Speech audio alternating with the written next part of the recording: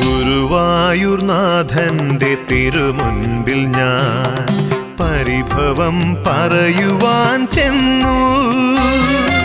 ഗുരുവായൂർനാഥന്റെ തിരുമുൻപിൽ ഞാൻ പരിഭവം പറയുവാൻ ചെന്നു.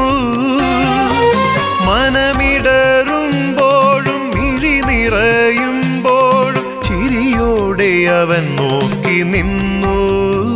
ഞാൻ ചിരകാല വ്യഥയും മറന്നു.